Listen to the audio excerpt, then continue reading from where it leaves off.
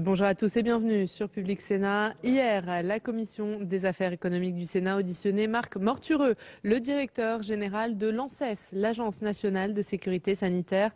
Cette audition portait sur l'avis rendu par son agence concernant l'étude du professeur Seralini. Le 19 septembre dernier, ce professeur publiait un rapport sur les effets à long terme des OGM associés à des pesticides. Un rapport critiqué, contesté, notamment par l'Agence nationale de sécurité sanitaire qui pointe notamment la faiblesse de ses conclusions mais demande néanmoins que de nouvelles recherches soient réalisées sur les effets à long terme des OGM. On écoute tout de suite donc cette audition de Marc Mortureux, le directeur général de l'Agence nationale de sécurité sanitaire. En tous les cas, ce matin, nous sommes très heureux de votre présence, Monsieur le Président Mortureux, et nous expliquer un peu, bien sûr, les commentaires que l'agence a eu à faire sur l'étude très médiatisée. C'est le moins qu'on puisse dire, parce que je pense qu'il y avait effectivement un plan de com'. D'ailleurs, les politiques devraient s'en inspirer, peut-être, par les temps qui courent. Je suis pas sûr que la communauté scientifique s'y soit retrouvée. C'est un autre problème. Et en tous les cas, je souhaiterais aussi que vous nous fassiez un peu l'historique de votre agence, Monsieur le Président, parce que c'est quand même né d'une fusion, etc. Peut-être que nos collègues ne maîtrisent pas tout à fait l'histoire de votre agence et de resituer à la fois la genèse, mais aussi les missions qui vous sont données. Et ensuite, évidemment, nos collègues sont évidemment là pour écouter les commentaires que vous avez à faire sur la communication faite sur l'étude du professeur Seralini. Là-dessus, d'ailleurs, j'aurais quelques questions à vous poser. Bien sûr, la question classique, c'est évidemment le problème des études statistiques, à partir de quel moment c'est crédible, etc. Enfin, mais je crois que vous vous êtes déjà exprimé. Mais ce qui m'a quand même troublé, et je parle devant Jean Bizet aussi, puisqu'on a cohabité à l'office parlementaire, il y avait déjà eu une étude sur les perturbateurs endocriniens faite par notre collègue Barbier. Du temps, je pouvais aller un peu me nourrir l'esprit d'études scientifiques à l'office. Je n'ai plus le temps, ça me prive, je suis frustré. Bon, je compense la nuit, hein, ici. Non, mais c'est pas forcément scientifique, d'ailleurs. Et donc, Monsieur Lenoir, bonjour. Non, pas encore, mais...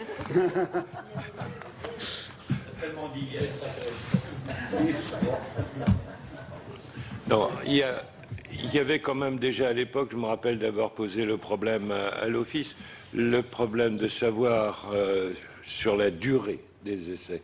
C'était un problème qui était déjà évoqué. Et ensuite, ces essais qui sont menés par ceux qui demandent l'habilitation, enfin l'accréditation. Et donc le problème de l'indépendance. Donc la longueur des tests et le problème de la recherche indépendante. Je l'ai souvent posé d'ailleurs au directeur de l'INRA, et sur lequel ils avaient des problèmes, je le dis, concernant le recrutement de doctorants.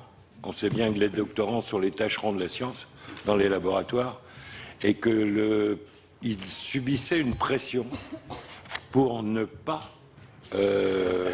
s'occuper de ce domaine, l'INRA en particulier, des plantes génétiquement modifiées. Je vous dis aussi, Monsieur le Président, que je n'aime pas le terme OGM, qui d'une façon générale couvre tout un ensemble, y compris de vaccins, de bières, et je préfère m'occuper des PGM, des plantes génétiquement modifiées, parce que le débat, à la fois scientifique et sans doute socio-économique, se porte sur les plantes génétiquement modifiées. Mais non, j'arrête vraiment, je suis sur ma lancée de cette nuit. Et donc... te rappeler que c'est monsieur qu'on auditionne. D'accord, non mais c'était des questions. Oh, bien sûr, mais tu peux peut-être... Allez. Alors moi, je voudrais simplement dire que de toute façon, bien sûr, je confirme ce qu'a dit Raoul, Monsieur Daniel Raoult, mais surtout je voudrais dire que je suis élu d'un département qui a envisagé de faire un référendum sur ce sujet et il a fallu que l'Europe l'arrête. Sinon, je crois que le référendum aurait eu lieu. Donc, plus sérieusement, les questions que l'on se pose, bien sûr, nous espérons que vous pourrez nous éclairer. Je rajouterai à ce qu'a dit Daniel Raoult, c'est que j'ai aussi entendu que le coût de ces essais était quand même un problème assez difficile à régler, puisque quand on parle de plusieurs semaines, plusieurs mois, etc., la question qui se pose, qui finance pour que ce soit évidemment sérieusement et loyalement fait. Voilà, donc je crois que sans plus attendre, nos collègues piétinent déjà. Monsieur le Président, la parole est à vous. Messieurs les présidents, mesdames et messieurs les sénateurs, mesdames et messieurs, donc je suis très heureux. Alors en fait, je ne suis que directeur général de l'agence. Il y a un président de conseil d'administration qui d'ailleurs n'est pas nommé depuis assez longtemps, mais voilà, je suis directeur général et donc pour moi c'est un grand plaisir d'avoir cette occasion de pouvoir présenter effectivement les résultats du travail qu'on a fait sur la base de l'étude Serralini, mais plus généralement effectivement peut-être d'en profiter pour dire quelques mots donc au départ sur l'agence, donc l'ANSES, sachant que donc j'ai ici Franck Fourès qui est avec moi, qui est directeur adjoint de la direction de l'évaluation des risques à l'agence et qui a suivi tout particulièrement le sujet de l'étude Serralini. Et puis je vais être rejoint par le professeur Gérard Lasfar, qui est le directeur général adjoint de l'agence. Alors peut-être un mot tout d'abord effectivement sur l'ANSES. C'est donc l'Agence nationale de sécurité sanitaire en charge de l'alimentation, de l'environnement et du travail, et qui est en charge de l'évaluation des risques dans donc un vaste domaine qui résulte de la fusion, il y a 2 ans, de l'AFSA, qui était l'agence en charge de toute la chaîne alimentaire, et de l'AFSET, en charge des sujets de santé-environnement et santé-travail. Alors, pourquoi cette fusion ? C'est une agence donc aujourd'hui qui est en charge à la fois toute une série de sujets de santé humaine, mais également de façon plus large de santé et bien-être animal et santé végétale, avec voilà l'homme dans son environnement au sens large du terme. Et quel est l'intérêt d'avoir regroupé ces différents domaines ? Eh bien, je dirais tout simplement, comme vous l'avez un petit peu illustré sur le transparent, le fait que ça nous permet, pour une source de danger donnée, qui peut être une substance chimique, qui peut être un agent biologique, qui peut être des rayonnements, des agents physiques, eh bien, de pouvoir prendre en compte l'ensemble des sources auxquelles nous pouvons être soumis, je dirais, dans notre vie quotidienne, que ce soit en tant que consommateur par l'alimentation, que ce soit en tant que travailleur au travers des expositions professionnelles, ou que ce soit en tant que citoyen de façon générale au travers de l'air qu'on respire, de l'eau, etc. Donc de pouvoir prendre en compte l'ensemble des sources d'exposition pour évaluer les risques. Et on comprend assez bien, disons, un peu l'intérêt d'un tel modèle intégratif qui se rapproche davantage de la réalité de l'environnement dans lequel on se retrouve. Et je dois dire que donc, on a été créé depuis 2 ans. Et c'est un modèle qui suscite beaucoup d'intérêt à l'international. Je pense par exemple aux États-Unis, au Canada, en Europe. On est très originaux parce que traditionnellement, il y a un peu, disons, tout un cadre qui existe dans le domaine alimentaire, qui est souvent très réglementé. Et puis, voilà, on a la FDA aux États-Unis par exemple. Et puis côté environnemental, on a l'EPA. En Allemagne, on a le BfR sur le côté plutôt alimentaire, et puis on a l'UBA et d'autres organismes plutôt sur les aspects environnementaux, avec des cultures qui sont potentiellement assez différentes. Et ce qui est assez intéressant avec la création de l'ANSES, c'est d'essayer d'intégrer un peu l'ensemble de ces éléments. Et je dirais également le fait que cette fusion, qui au départ n'a pas été très simple, parce que les différents acteurs étaient un peu inquiets de voir comment allaient, par exemple, se situer les sujets de santé des travailleurs dans un ensemble beaucoup plus large, ou à l'inverse, des sujets sur la santé animale à l'intérieur d'un ensemble très vaste, dont évidemment le premier enjeu est quand même la santé humaine, comment chacun de ces éléments allait se retrouver un peu dans l'ensemble. Et je dois dire qu'aujourd'hui, je crois que le fait d'avoir eu énormément de débats à l'occasion de la création de l'agence, énormément de concertations, et je peux vous assurer, moi j'arrivais ni d'un côté ni de l'autre, et heureusement d'ailleurs, les débats ont été particulièrement vifs, mais je crois que ça nous a aidés d'abord à être un peu bousculé, et je pense que c'est pas mauvais dans des logiques d'agence de sécurité sanitaire de se reposer toute une série de questions. J'aime à dire qu'un des plus grands risques qu'on a, c'est le risque d'accoutumance. Hein. Donc ça, je crois que c'est important. Et puis je crois qu'on a créé un modèle qui est assez original, à la fois par une gouvernance qui est extrêmement ouverte sur l'ensemble des parties prenantes, avec d'un côté, disons, une expertise scientifique qui est extrêmement protégée de toute intervention externe. Donc ça, il y a des process, on pourrait y revenir, extrêmement stricts sur tout ce qui concerne en particulier la prévention des conflits d'intérêts dans le process scientifique, mais en même temps, en amont comme en aval, des lieux d'échange et de dialogue.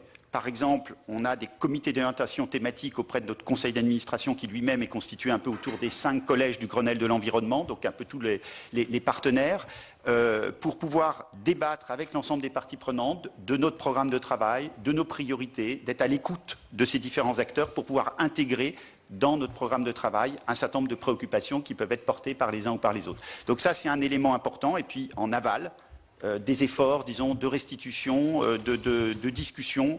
Nous avons dans nos missions aussi de contribuer au débat public. Et par exemple, sur le sujet qui nous concerne aujourd'hui, on a sorti notre avis le lundi. Le mardi matin, on faisait une réunion avec l'ensemble des parties prenantes, qui a été d'ailleurs très appréciée, parce que c'est l'occasion de pouvoir échanger, de pouvoir expliquer davantage, de pouvoir confronter un peu les points de vue des uns et des autres, sans chercher nécessairement à ce que l'ensemble des acteurs autour de la table soient d'accord et sortent avec tous, disons, la même opinion. Ce n'est pas l'objet, mais ça permet de contribuer effectivement à la compréhension mutuelle des uns et des autres.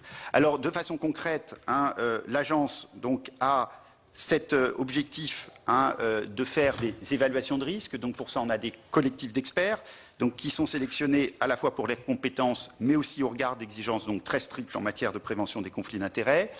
Cette activité d'expertise collective et contradictoire se fait soit dans un cadre réglementaire qui est déterminé, comme par exemple les produits phytosanitaires, ou les plantes génétiquement modifiées également.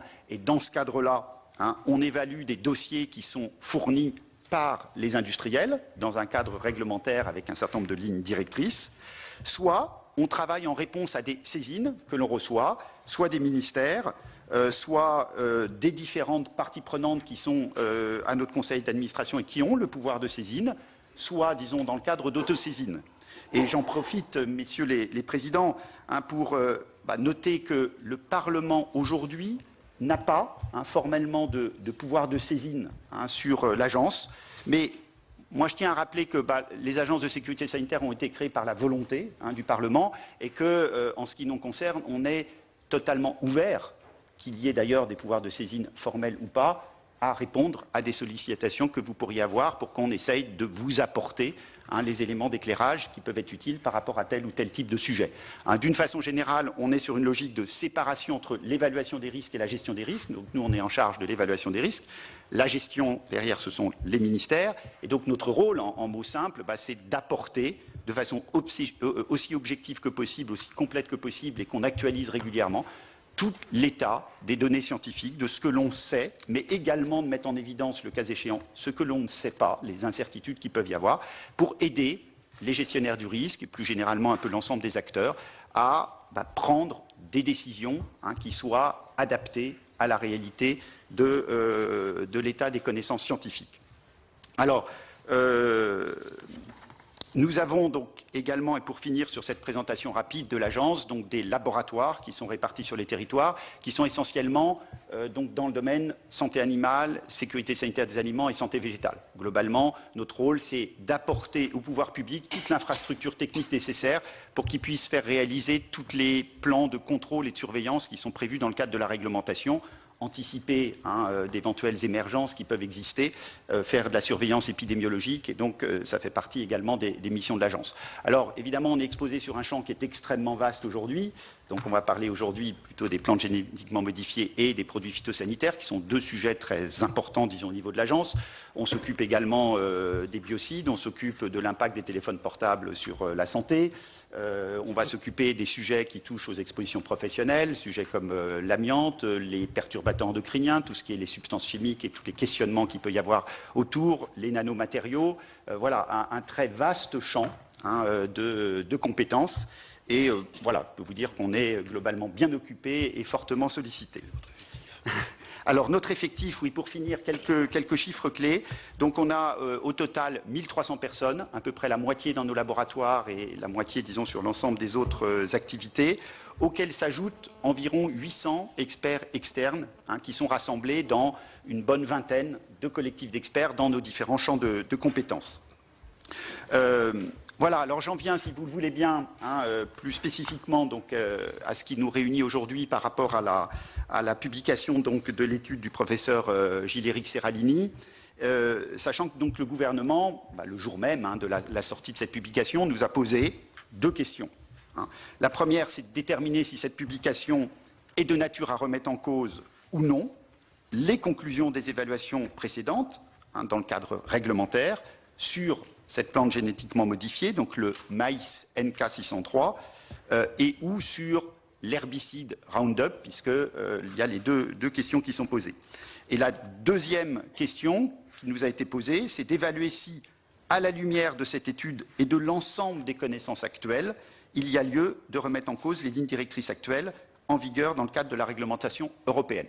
Alors, pour répondre à ces questions, donc, on a constitué un groupe d'expertise collective d'urgence, parce que, bon, voilà, on avait 1 mois pour faire le travail, alors composé d'experts très pluridisciplinaires, avec en particulier les compétences sur le côté biotechnologie, mais également des compétences sur le côté produits phytosanitaires, donc avec différents types de compétences de toxicologues, nutritionnistes, génotoxicité, des différents domaines de compétences dont on a besoin. Et vous avez d'ailleurs dans l'avis et puis également projeté la composition de ce groupe d'experts. Alors vous imaginez, on travaille depuis la création de l'ANSES, disons, à des règles extrêmement strictes par rapport, disons, au risque de conflit d'intérêts. On pourra y revenir, on a des dispositions extrêmement cadrées. On a veillé, évidemment, donc, à avoir les compétences nécessaires, mais également, évidemment, à faire très attention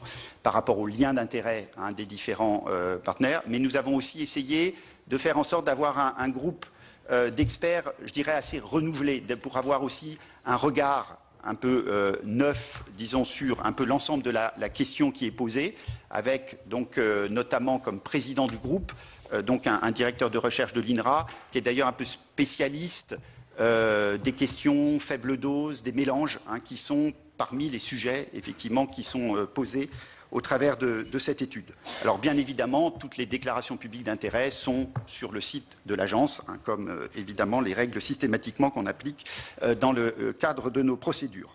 Alors, beaucoup de choses ont été dites depuis un peu plus d'1 mois maintenant sur cette étude de Serralini.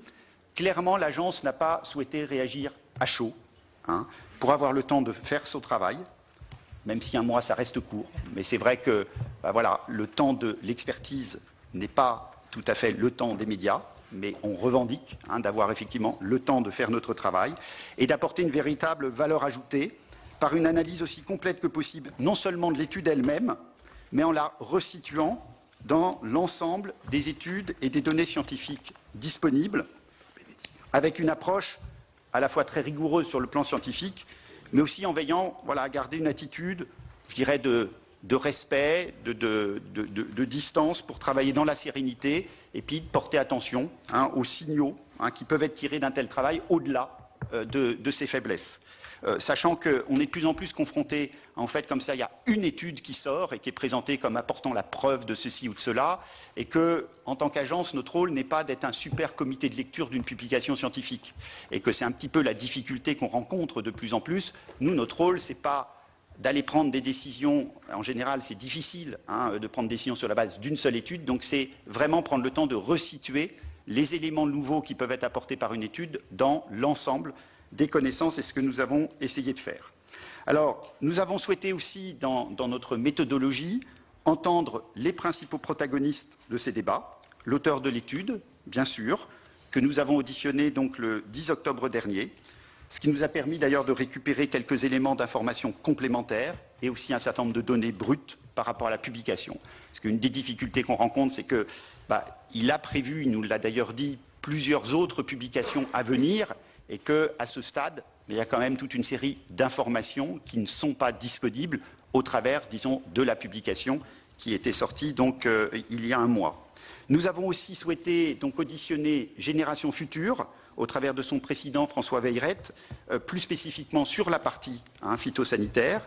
Et puis nous avons aussi sollicité la firme Monsanto, qui d'ailleurs n'a pas souhaité faire une audition orale, mais qui nous a adressé une contribution écrite, sachant que voilà, l'ensemble des comptes rendus et ce document donc, sont à disposition sur le site de l'agence.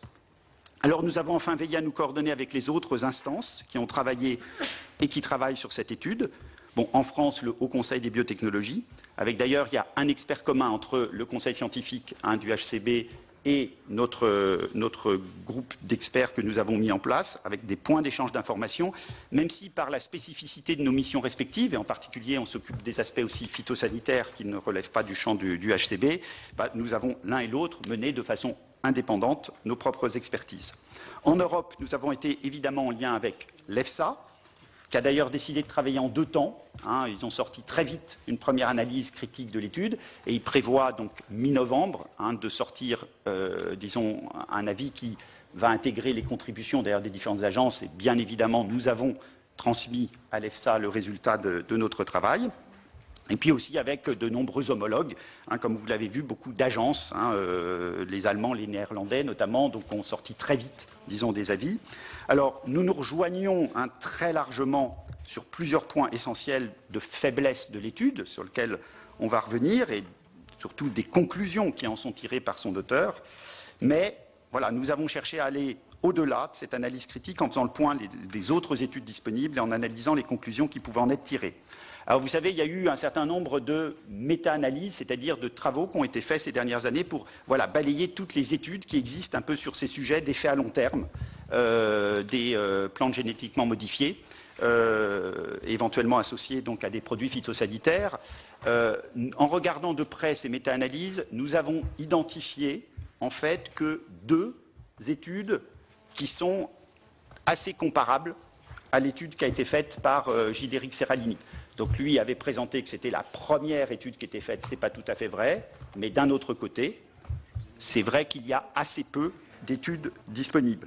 Et donc, vous le verrez, voilà, vous avez un tableau là pour comparer un peu les différentes études. Alors, sur l'étude Serralini, donc c'est la première colonne, bon, elle a clairement pour objectif d'étudier la toxicité à long terme donc, de l'herbicide Roundup et d'un maïs tolérant donc, au glyphosate qui est la substance active du Roundup, et donc cette toxicité via l'alimentation. On est bien sur une question de sécurité sanitaire des aliments. Alors, le protocole d'étude, il prévoit un nombre relativement important d'animaux, au total 200 rats, mais qui sont répartis dans de très nombreux groupes. Il y a 20 groupes de 10 rats, qui, pourquoi c'est parce que l'auteur a cherché à faire beaucoup de choses, disons à la fois dans le cadre de son étude.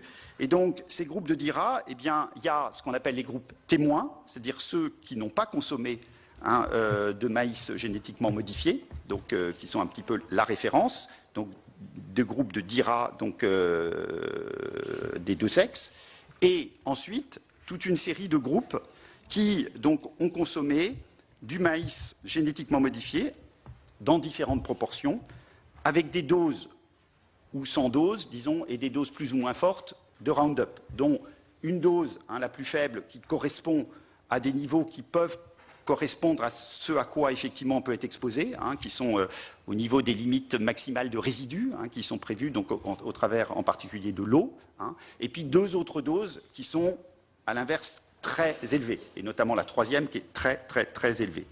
Alors, les auteurs de l'étude décrivent une mortalité et une incidence des tumeurs plus précoces et plus importantes dans les groupes traités ou qui ont consommé donc, les plantes génétiquement modifiées par rapport aux groupes témoins. Donc, les auteurs donc, en déduisent des effets à long terme sur la santé de la consommation de ces plantes génétiquement modifiées associées ou non à des résidus de pesticides, avec très clairement l'objectif des auteurs étant de mettre en évidence les insuffisances du cadre réglementaire actuel.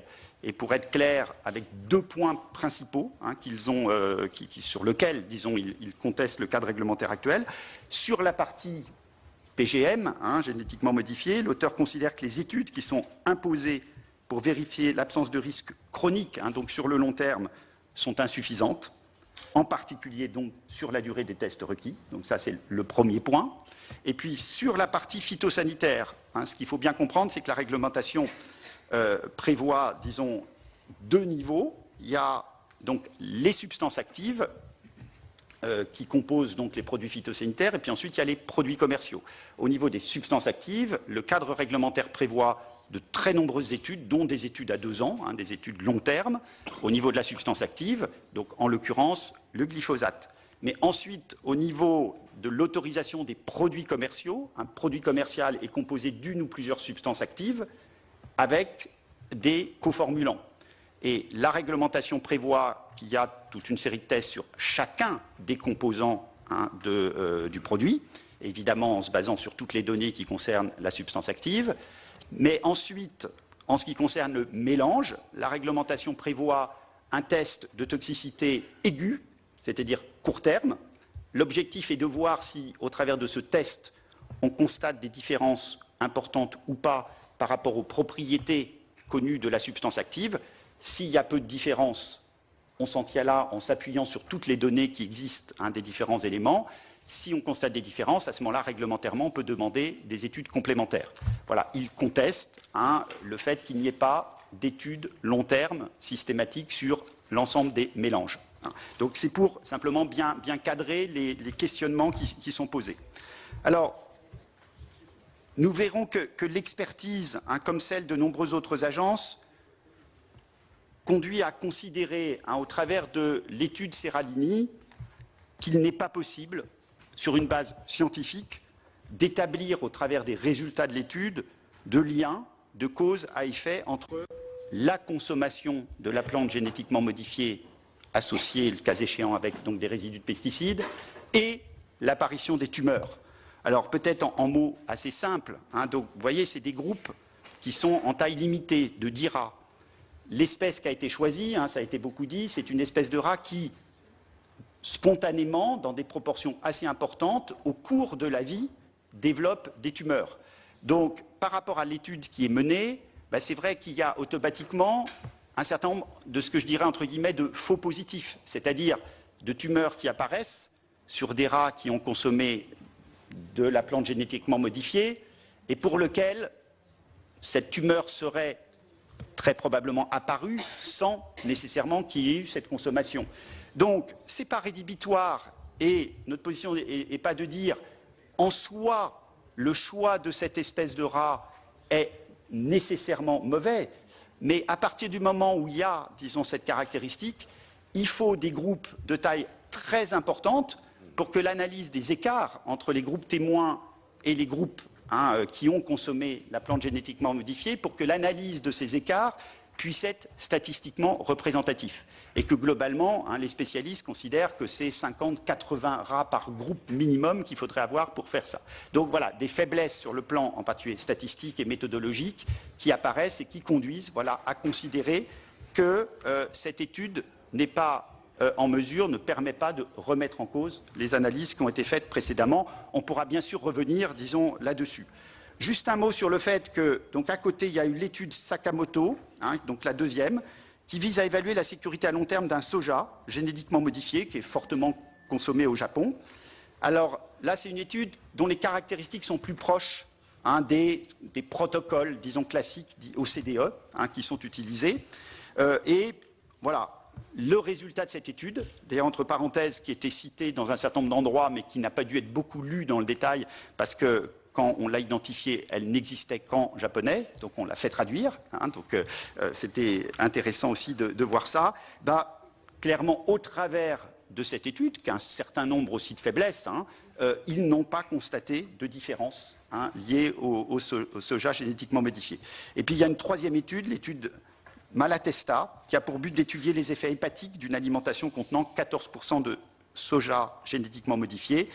Et selon les auteurs, là aussi, l'alimentation n'a pas entraîné de différences significatives concernant la mortalité, le poids des animaux ou de leur foie, puisque c'était un sujet plus sur les effets hépatiques. Bon, voilà donc les études telles qu'elles existent aujourd'hui. Alors, pour conclure un peu sur ces différents éléments, l'ANSES donc tire de ce travail plusieurs conclusions. La première, c'est qu'au-delà d'ailleurs des critiques méthodologiques, l'ANSES considère donc par rapport à l'étude Serralini que la faiblesse centrale, c'est que les conclusions avancées par les auteurs sont insuffisamment soutenues par les données présentées dans cette publication. C'est-à-dire, assez clairement, il y a une surinterprétation de ce que l'on peut tirer des résultats, disons, de l'étude. Et c'est ainsi qu'on répond très clairement à la première question sur le fait que les résultats de ce travail de recherche ne permettent pas de remettre en cause les évaluations réglementaires précédentes, tant sur le maïs NK603 que sur le Roundup. On pourra bien sûr revenir plus en détail. Mais le deuxième point que nous avons souhaité mettre en avant, c'est, comme je l'ai dit, c'est qu'il y a peu d'études sur les effets potentiels à long terme des plantes génétiquement modifiées associées donc aux préparations phytopharmaceutiques.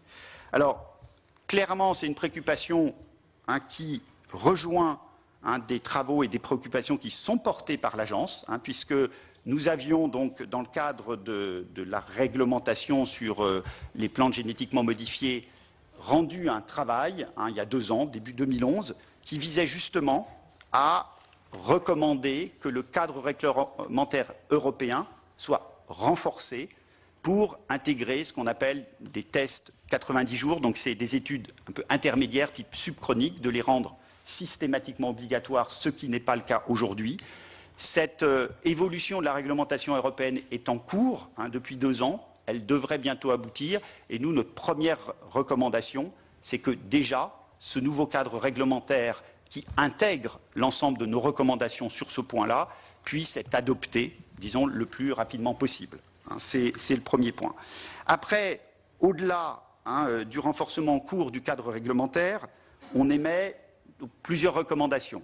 La première, c'est de considérer, comme il y a peu d'études aujourd'hui sur les effets long terme, c'est que, oui, on considère que ça vaut la peine d'engager de nouvelles études sur la question des effets à long terme des plantes génétiquement modifiées associées aux pesticides, mais avec l'idée qu'il faut d'abord bien se mettre d'accord sur les objectifs qu'on vise, sur le type d'ailleurs de plantes génétiquement modifiées. Est-ce que c'est celle-là, le NK603, ou est-ce qu'il n'y a pas intérêt d'ailleurs, peut-être il y a d'autres plantes qui sont davantage utilisées qui pourraient peut-être être recommandées, de bien définir les objectifs visés, donc le protocole, et puis de le faire dans un cadre le plus indépendant possible, donc si possible sur financement public, et que l'ANSES est prête, en association avec d'autres partenaires et notamment d'autres agences sanitaires au niveau national, au niveau européen, à travailler à l'établissement des principes généraux de tels protocoles d'études.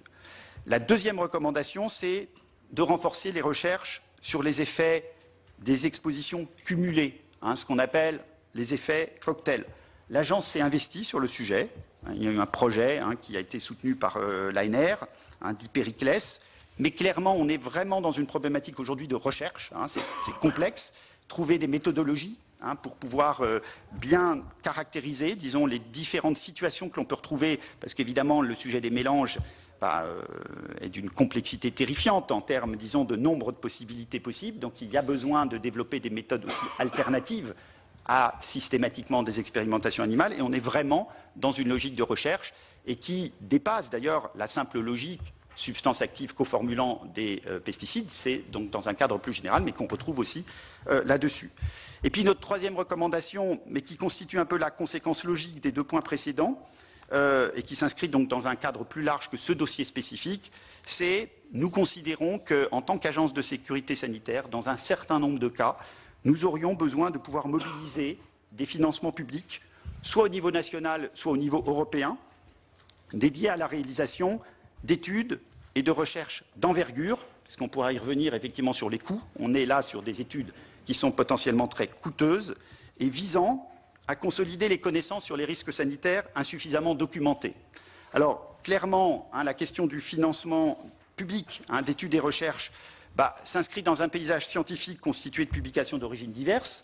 On a d'un côté des études réglementaires qui sont financées par les industriels, et de l'autre, on a des travaux de recherche publique aux moyens plus limités et dont les orientations prioritaires de recherche ne visent pas nécessairement à investiguer des effets sanitaires potentiels peu documentés à ce jour. et que typiquement la réalisation de ce type d'études lourdes, de type toxicologique, c'est objectivement pas forcément les thématiques les plus excitantes sur un plan strictement scientifique et qui ne correspondent pas forcément, effectivement, aux priorités des organismes de recherche. Alors, cette situation n'est pas spécifique aux plantes génétiquement modifiées.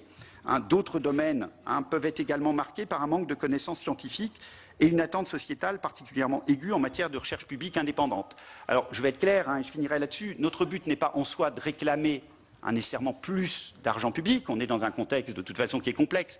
C'est simplement le fait que les mécanismes tels qu'ils existent aujourd'hui, parce qu'il y a beaucoup d'argent sur la recherche publique, c'est le fait que nous, en tant qu'agence de sécurité sanitaire, et je dirais pour crédibiliser un peu l'ensemble du dispositif où on est, dans le cadre réglementaire, amené à s'appuyer très largement sur les études fournies par les industriels, et en soi, c'est un bon principe que ça soit aux industriels qui veulent mettre sur le marché un produit qu'ils aient à apporter la preuve de l'innocuité de leur produit, mais c'est le fait qu'une fois de temps en temps, quand, encore une fois, nous on prend les études industrielles, mais on regarde aussi tout ce qui existe dans la littérature scientifique, et bien dans quelques cas, voilà, on a des questionnements et il y a assez peu d'études disponibles et de diversité de sources d'informations, et que c'est vraiment que dans des cas bien spécifiques, et pour crédibiliser un peu l'ensemble du dispositif, on puisse mobiliser, encore une fois, ce n'est pas d'avoir de l'argent à nous, mais qu'on puisse mobiliser des financements pour pouvoir réaliser en toute indépendance un certain nombre d'études complémentaires et qui peuvent être coûteuses. Et donc, c'est effectivement là une question, on n'a pas aujourd'hui les moyens par rapport à ça. Et simplement de nous appuyer pour faire un peu ce constat sur ce qui existe aux États-Unis, où il y a ce qu'on appelle le National Toxicology Program, NTP, qui est un programme justement interagences au niveau fédéral, qui est doté, là en l'occurrence, enfin, de montant assez important, il y a un peu plus de 120 millions de dollars, et qui justement est destiné à pouvoir, dans le cadre de discussions entre les différentes grandes agences publiques, décider sur tel ou tel sujet. Ça a été le cas, par exemple, il y a 2 ans, ils ont lancé une grosse étude autour des sujets des perturbateurs endocriniens sur le bisphénol A, des études extrêmement cadrées, en toute indépendance, pour travailler sur le sujet.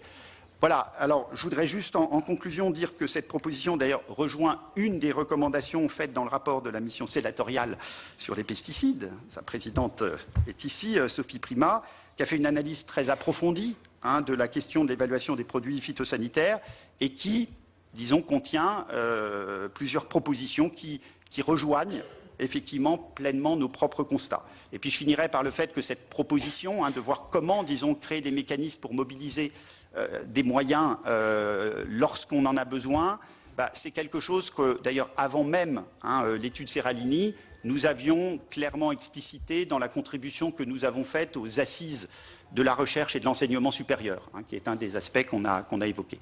Voilà, messieurs les présidents, mesdames et messieurs les sénateurs, les quelques éléments de présentation que je voulais vous faire. J'ai déjà 4 demandes de prise de parole. Oui, attendez, du calme. Non, l'aile droite ne peut pas parler. Monsieur Jean Bizet, d'abord. Merci, Monsieur le Président. Monsieur le Directeur Général, je vous remercie de nous avoir dressé un petit peu le tableau de cette étude et d'avoir rappelé également l'existence des agences. Et je me permets de rappeler que c'est nos 2 anciens collègues, Charles Descours et notre collègue Hurier, qui avaient précisément dans cette maison, mi-année 95-96, mis en place ces agences, coiffées entre guillemets par une autorité européenne, et on a vu que toute cette architecture a été particulièrement efficace il y a très peu d'années lorsqu'il a fallu diagnostiquer l'origine de l'Escherichia coli qui provenait d'une graine de soja bio en germination. Donc on a quand même en Europe eu une architecture excessivement performante au travers de ces agences et de cette autorité européenne pour essayer de rassurer nos concitoyens. J'ajoute, et vous en avez parlé, de la création du HCB, qui a fait suite, je dirais, à la loi de 2008, notre président Raoul sait très bien à quoi je vais faire illusion. Je suis déçu. Je suis très déçu que ce Haut Conseil, notamment au travers de son comité économique, social et éthique, ne fonctionne pas bien.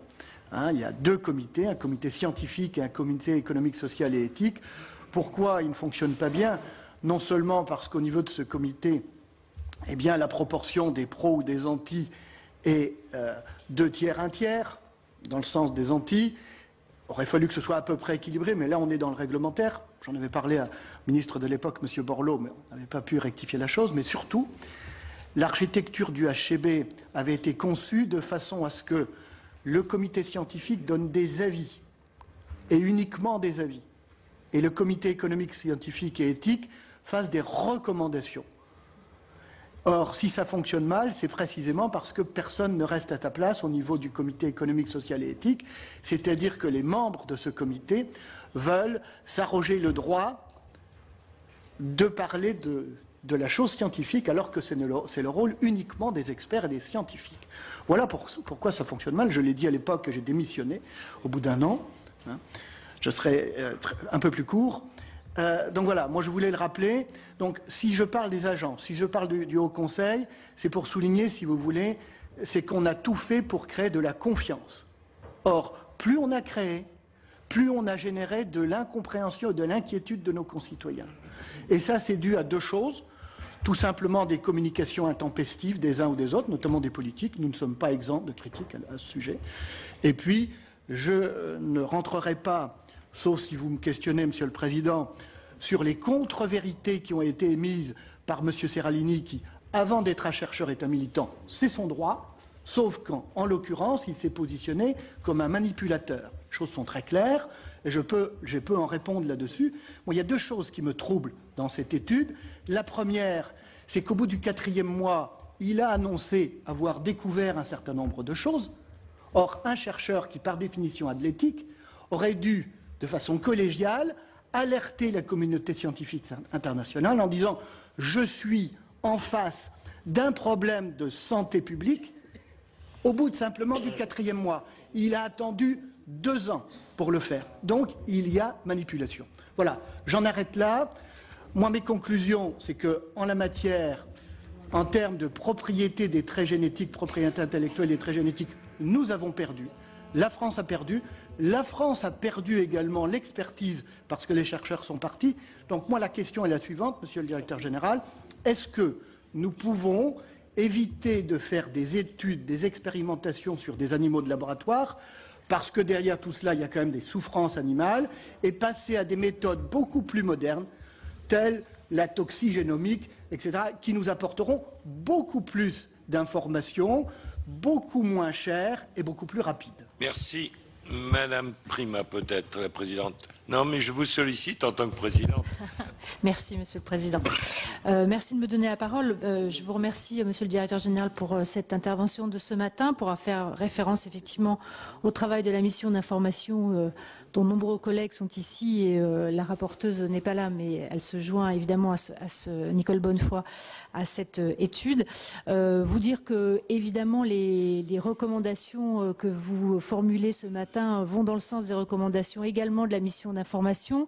Dire que nous appelons de nos voeux ce fonds abondé de façon publique ou privée, mais qui vous permettrait de faire des études de façon indépendante, des études de long terme, des études qui nous manquent aujourd'hui. On voit bien dans l'exposé que vous faites aujourd'hui 3 études sur ces sujets aussi importants.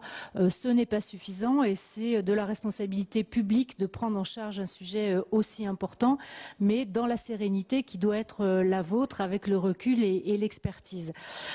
Simplement, je vais peut-être aller dans votre sens, dire aussi que vous avez besoin de moyens. Ces moyens sont souvent apportés par les fonds nécessaires aux autorisations de mise sur le marché qui sont réglées par les industriels et qui vous permettraient aujourd'hui d'avoir plus d'effectifs si nos amis de Bercy vous permettaient de crever le plafond d'emploi qui aujourd'hui vous empêche Mais si, Monsieur le Président, il y a les fonds aujourd'hui pour faire des études.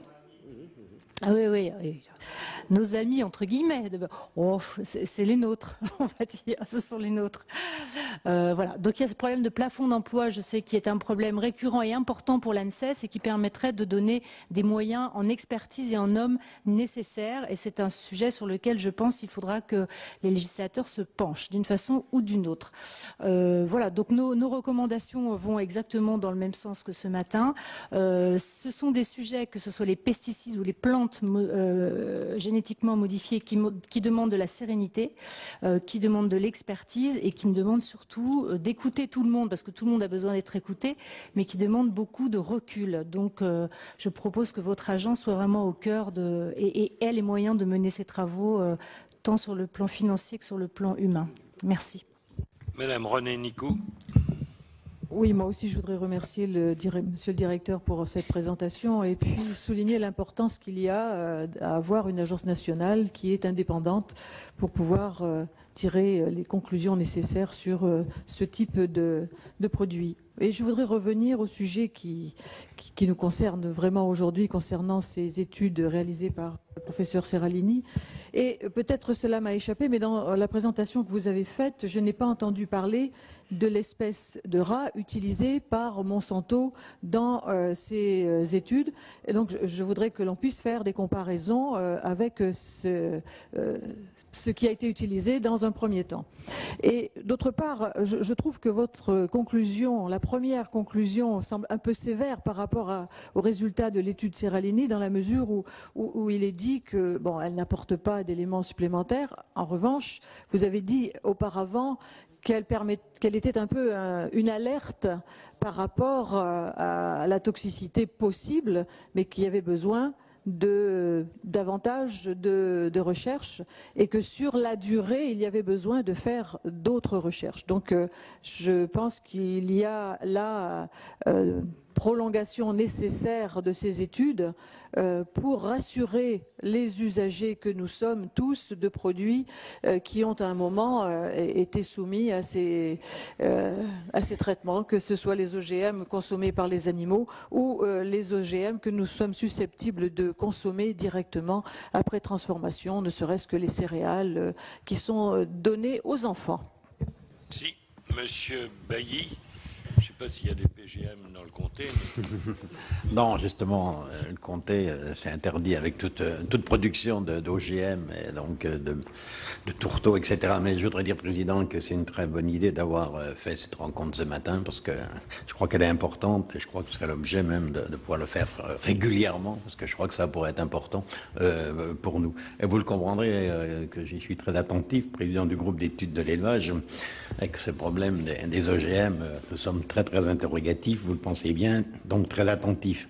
Surtout que lorsqu'il paraît des publications, des fois on dit le mal est fait.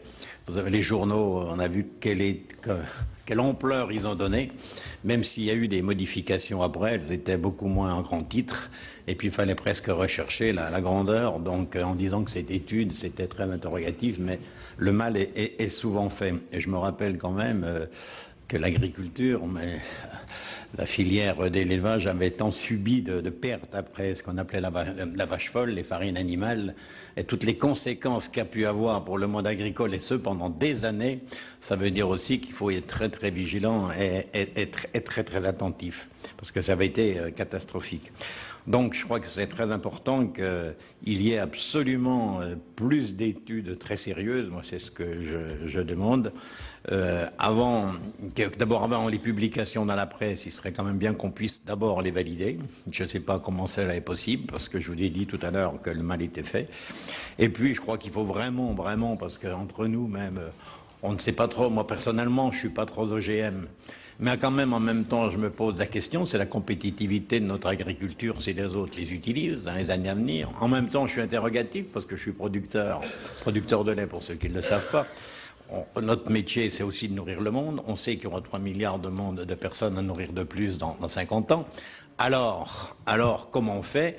Est-ce que les OGM, si c'est nocif, il ne faut surtout pas les utiliser? Mais si ce n'est pas nocif, ce serait quand même bête de ne pas les utiliser. Donc je pense qu'aujourd'hui, on aimerait bien avoir beaucoup plus de clarté là-dessus, surtout que d'autres le font.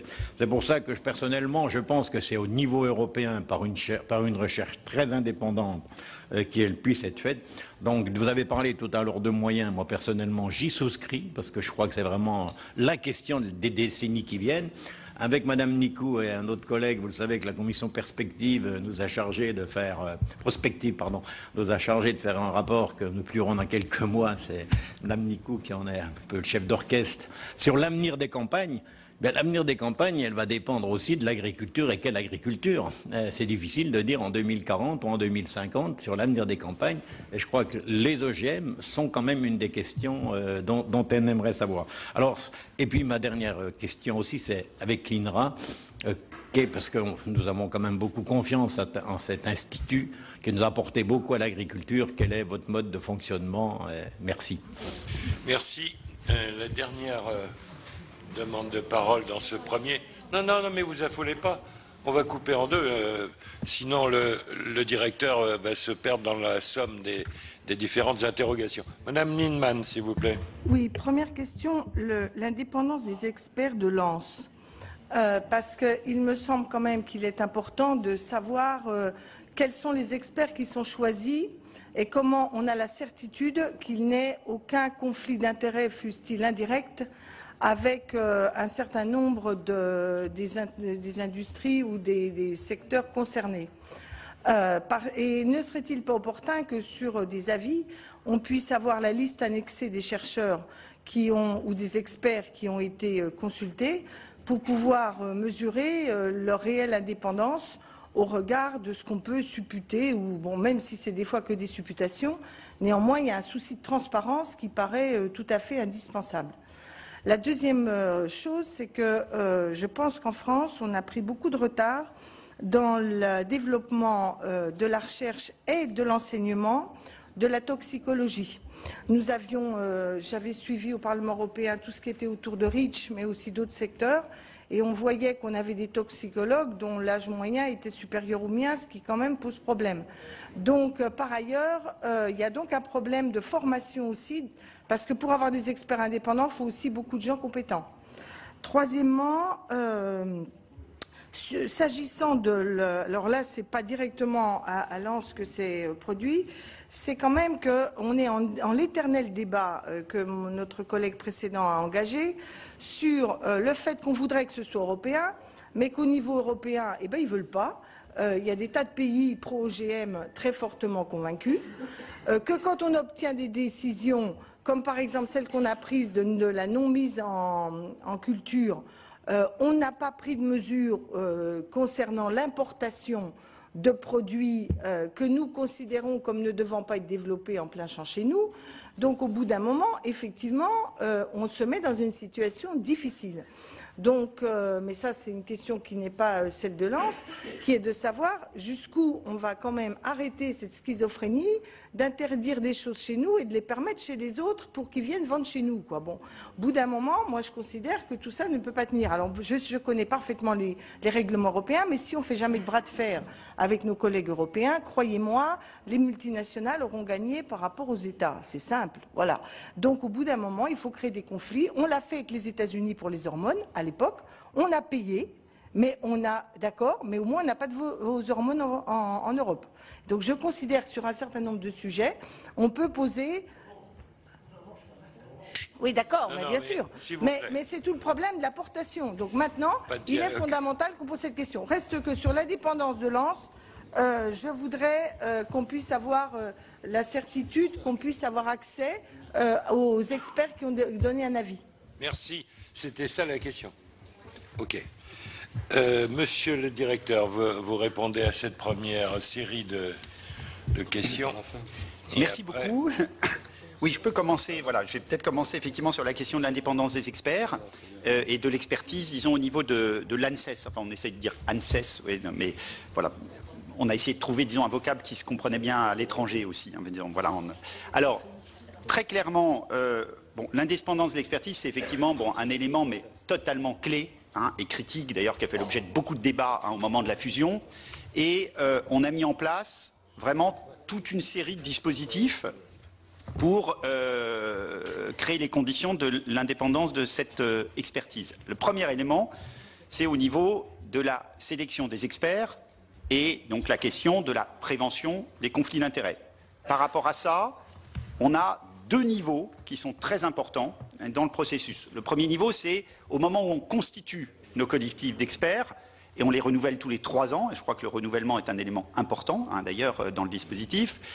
Au moment, disons, de la sélection des experts pour nos collectifs d'experts, on a bien sûr tout un processus, donc à la fois basé sur la compétence, évidemment, dont nous avons besoin, et évidemment les déclarations publiques d'intérêt qui sont systématiquement demandées. Et nous avons tout un process interne qui s'appuie d'ailleurs sur notre conseil scientifique, qui est indépendant par rapport à la direction de l'agence, pour examiner l'ensemble des candidatures. On est systématiquement dans des logiques d'appel à candidature ouvert, le plus ouvert possible, parce qu'un des éléments qu'on cherche, c'est d'avoir la plus grande diversité de chercheurs dans nos propres collectifs d'experts. Et donc, on sélectionne les experts dans nos collectifs d'experts dans la volonté, effectivement, de prévenir, disons, d'examiner des liens d'intérêt qui peuvent exister pour ne pas intégrer dans nos collectifs d'experts des personnes, des chercheurs dont les liens seraient tels qu'ils pourraient remettre en cause leur impartialité dans la réalisation de leurs travaux. Ça, c'est une chose. Mais ce qui ne veut pas dire, je vais être clair, qu'on ne sélectionne que des experts qui ont des déclarations publiques d'intérêt vierges. Pourquoi? Parce que, vu d'ailleurs le détail qui est maintenant prévu dans le cadre de la réglementation, je rappelle qu'il y a une nouvelle législation et réglementation qui a été mise en place en ce début d'année, un chercheur qui aurait une déclaration publique d'intérêt vierge, on peut s'interroger un petit peu, honnêtement, sur ses activités de chercheur, parce que ça demande un détail extrêmement précis. Il y a une exigence de transparence très forte. Le deuxième niveau qui est extrêmement important pour nous, c'est que, au-delà donc de la sélection des experts, avant chaque réunion du collectif d'experts, pour chaque point de l'ordre du jour, on fait ce qu'on appelle une matrice d'identification des risques de conflit d'intérêts, c'est-à-dire on va, nous, en tant qu'agence, et on engage notre responsabilité là-dessus, identifier le fait que tel lien d'intérêt qui n'a pas été jugé comme rédhibitoire en soi pour appartenir au collectif d'experts, mais peut se traduire en risque de conflit d'intérêts sur un dossier particulier. Et que dans ce cadre-là, je veux dire, on ne laisse pas l'expert seul la responsabilité de dire « Ah, j'ai peut-être un conflit d'intérêts ». Nous, en tant qu'agence, aussi, on le fait. Et concrètement, on est passé à la pratique aussi de cet aspect-là. Je vous donne juste un exemple. On a eu, il y a quelques mois, donc un avis qu'on devait rendre sur lait et facteurs de croissance, c'est-à-dire dans quelle mesure les facteurs de croissance qu'il y a dans le lait sont susceptibles ou pas de favoriser le développement de cancer. Bon, sujet assez polémique, controversé, etc. Nous avions donc un collectif d'experts au niveau nutrition, il y a eu un groupe d'experts spécifiques qui devait valider. Dedans, il y avait un certain nombre d'experts qui appartiennent à l'Institut Danone, qui est une fondation à but non lucratif, etc. Nous avons néanmoins considéré que sur un sujet comme ça, il n'était pas possible. Bon, ça a été mal pris, honnêtement, je veux dire, parce que tout le travail qu'on a à faire, c'est de veiller à ce que voilà, les chercheurs, disons, ne ressentent pas comme étant une remise en cause de leur intégrité, mais l'application d'un certain nombre de règles qui sont essentielles pour la crédibilité du dispositif. Nous avions mis en place ce dispositif, encore une fois, à 2 niveaux, et moi j'alerte simplement sur le fait que par rapport au sujet des conflits d'intérêts qui est majeur, et c'est extrêmement important d'être très rigoureux, mais attention, disons, à une tendance quand même qui existe de confondre un peu lien d'intérêt et conflit d'intérêts. Parce qu'on a quand même un petit risque aujourd'hui, honnêtement, de recul un peu de la communauté scientifique qui s'interroge un petit peu sur l'intérêt pour eux d'aller rentrer dans des collectifs d'experts, notamment sur des sujets très controversés, sur lesquels ils savent qu'ils vont être exposés à éventuellement la moindre communication assez désagréable sur le fait qu'il suffit qu'il y ait tel ou tel mot dans leur déclaration publique d'intérêt, qui aujourd'hui fait une 20aine de pages, c'est extrêmement détaillé. Donc voilà, le message, c'est on doit être extrêmement rigoureux, ces 2 niveaux sont essentiels, mais attention aussi, un des risques quand même un jour, c'est de ne plus avoir les compétences nécessaires pour pouvoir faire notre travail, et là le risque il peut être très important. J'ajoute que derrière, au-delà disons de la mise en place donc, de ces collectifs d'experts, ce qui est tout aussi fondamental dans beaucoup de nos sujets où notamment il y a des controverses, il y a des incertitudes et autres, c'est le caractère collectif et contradictoire de l'expertise. C'est fondamental, avec une méthodologie qu'on a explicitée, qu'on a rendue publique sur notre site, avec la volonté d'essayer d'avoir la plus grande pluralité des points de vue au sein même de nos collectifs d'experts. Et ça, c'est un des aspects qui est également extrêmement important. Et là aussi, attention à ce qu'on ne se retrouve pas dans une logique où l'indépendance globale du processus soit jugée à l'aune du maillon le plus faible, entre guillemets, de tel ou tel expert. Parce que, encore une fois, je crois que dans beaucoup de cas, ce côté collectif et contradictoire est absolument fondamental. Et puis le troisième élément pour moi, c'est ce que j'ai un peu évoqué tout à l'heure, c'est la diversité des sources d'information sur lesquelles, disons, on travaille. Encore une fois, notre travail, on ne fait pas nous-mêmes de la recherche, on s'appuie sur tout ce qui existe. Et c'est là où c'est très important, je pense que c'est vraiment un des aspects du débat. Et puis le dernier élément, un peu cette culture d'ouverture aux parties prenantes, de respect et d'écoute des lanceurs d'alerte. Et là, j'en viens un petit peu à l'autre sujet qui est, est-ce que notre conclusion elle est trop sévère par rapport à l'étude et autres. Moi, ce que je voudrais quand même dire, c'est que très clairement, en tant qu'agence, on a, vous l'avez vu, souhaité avoir une attitude extrêmement respectueuse des uns et des autres. On considère que les lanceurs d'alerte, il peut y avoir un côté agaçant dans la façon de présenter les choses, mais c'est important pour nous d'être à l'écoute, parce que souvent il y a des messages, il y a des signaux qu'il faut savoir entendre. Je crois qu'on a vraiment eu une attitude de ce côté-là tout à fait respectueuse, avec la distance nécessaire. Nous, on ne veut pas rentrer dans les débats des uns ou des autres, parce que je crois que ce n'est pas notre rôle et on n'aurait pas beaucoup de valeur ajoutée. C'est ce qui nous a permis aussi d'auditionner Gilles-Éric Serralini, d'ailleurs dans de bonnes conditions. On a eu un bon dialogue, ça a permis effectivement d'avoir des éléments d'information complémentaires. Lui-même reconnaît d'ailleurs un certain nombre de limites et souhaite que cette étude puisse être faite dans un cadre différent. Il reconnaît un certain nombre de limites par rapport à ça, et je crois que c'était vraiment un dialogue qui est tout à fait utile. Mais une fois donné ça, je pense que c'est aussi notre rôle de dire clairement les choses sur un plan scientifique, parce que je crois que ça fait partie aussi d'autres éléments de crédibilité.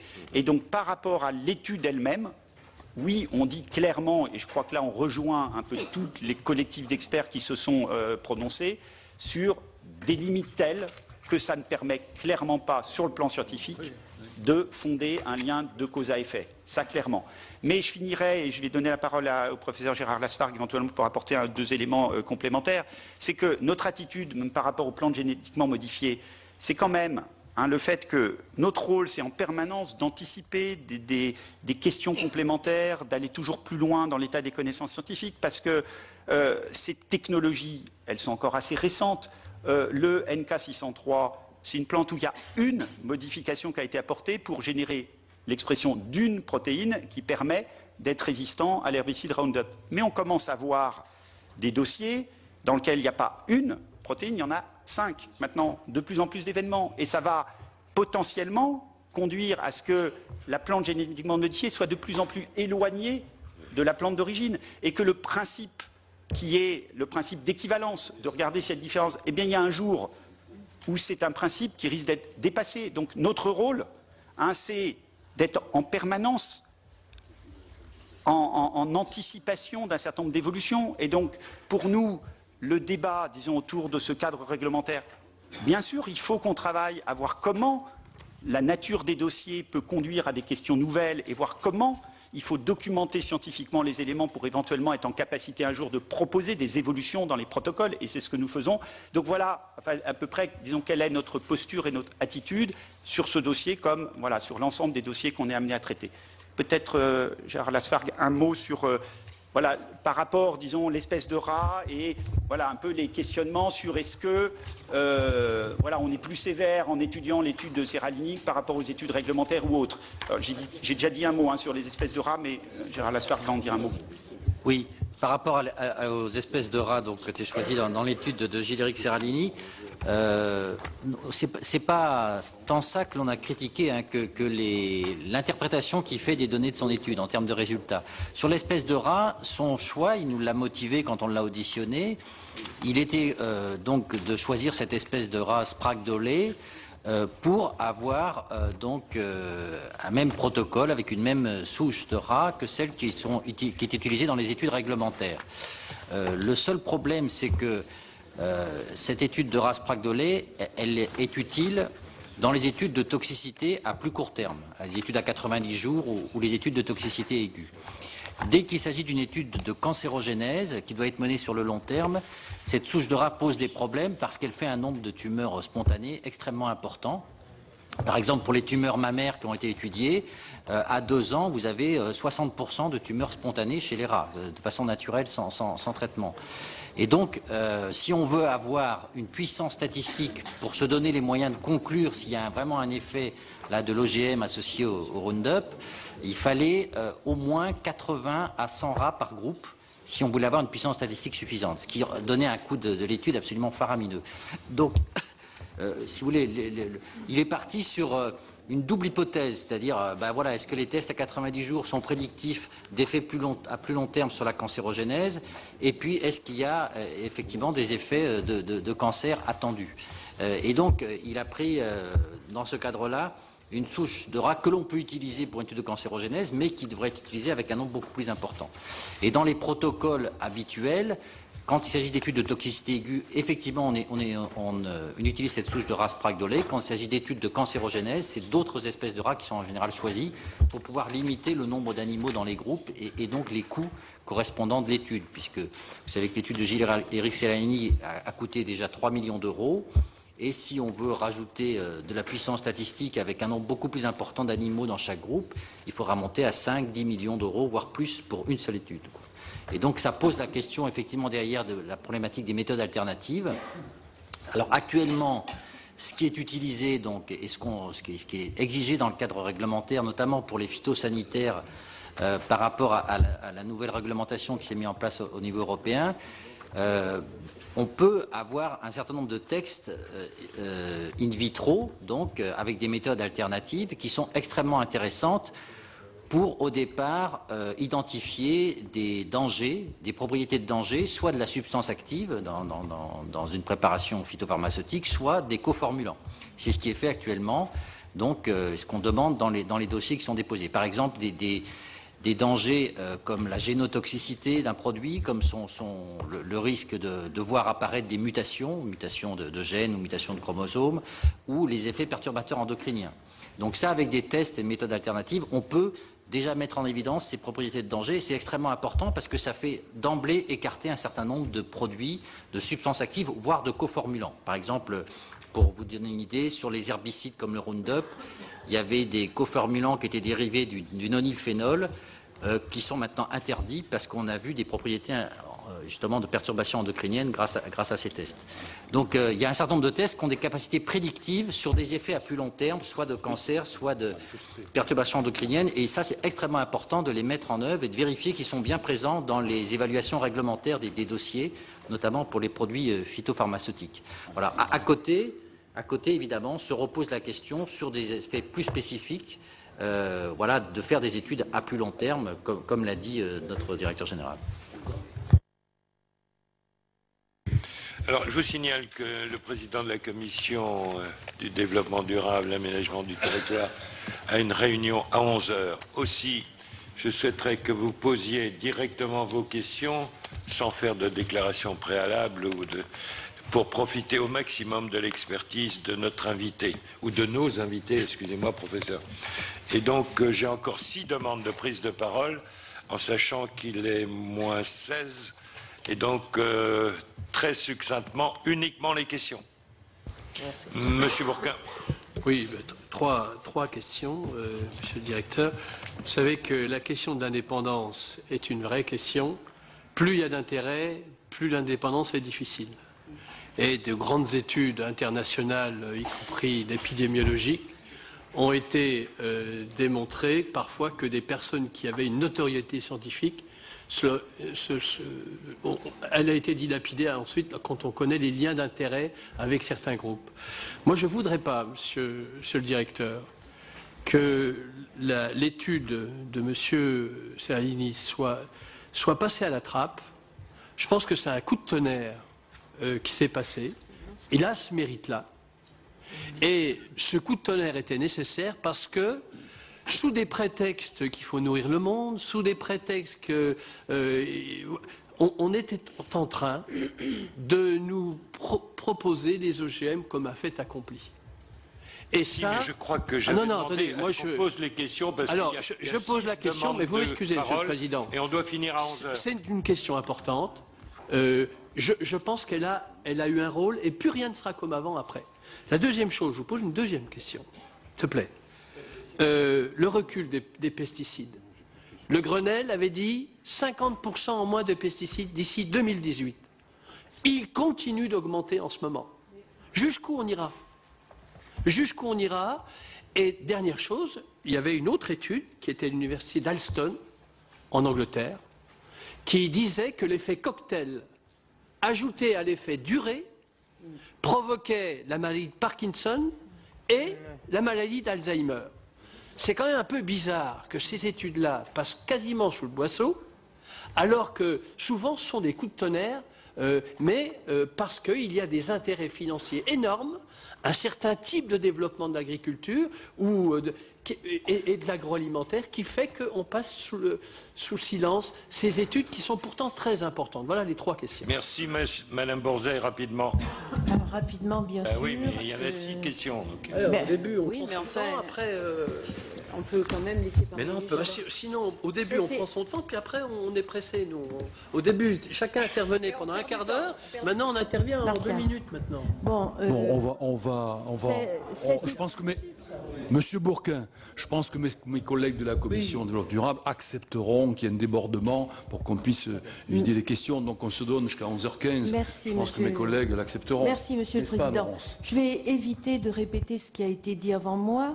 Je parle au nom de Nicole Bonnefoy, rapporteure de la mission pesticides, et je salue l'analyse qui a été faite par l'ANSES parce qu'elle a le mérite, effectivement, de reconnaître ce qui est dans l'étude Serralini discutable et ce qui est profitable, c'est-à-dire les lacunes, les problèmes qui se posent à l'avenir et dont on a bien entendu que vous étiez disposés à les combler.